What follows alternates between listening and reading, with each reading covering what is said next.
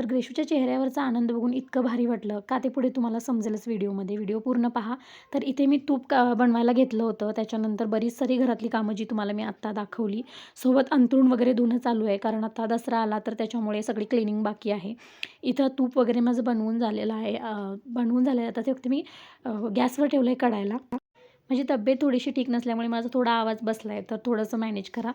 आणि दुसरी गोष्ट, हे करत असताना छोटी-मोठी कामं पण चालूच होती माझी सोबत. हे सगळं करताना काय झालं, बाकीचं सगळं स्वयंपाक मी करून घेतला आणि चपाती तेवढ्या लास्टला करायचं म्हणून मी ठेवून दिलेलं. तर एक साईडला तूप कडवायला ठेवलं आणि इथं मी चपाती करून घेतली. आणि हा दुसऱ्या दिवशीचा व्हिडिओ आहे. गुरुवार होता. आमची दोघांची पण तब्येत रात्री अचानक बिघडली. सर्दी, खोकला आणि ताप दोघांना पण अचानक, माहिती नाही कसं काय. डॉक्टरकडे गेले, तिकडे इंजेक्शन वगैरे घेतलं आणि त्याच्यानंतर घरी यायला निघालो. येतेवेळी आम्ही जे काही थोडंफार सामान घ्यायचं होतं घरातलं, ते विंडोचं हे वगैरे तुटलेलं ते घेतलं. ग्रेशूसाठी तिला हेडफोन घेतले नवीन, जे हे ते मी म्हणत होते. आणि अर्ध्या रस्त्याला पोचलो आणि पेट्रोल संपलं.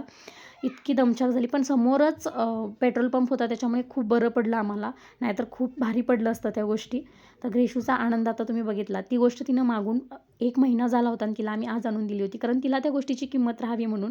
त्याच्यानंतर तिचा अभ्यास वगैरे घेतला, माझा स्वयंपाक वगैरे. रात्री झोपताना हा काढा मी यूट्यूबला बघितला होता, तर तो करून बघायचा म्हणून मी घेतला. आणि आता वाजलेत 11:15 आणि इथं मी भाजी निवडत बसले.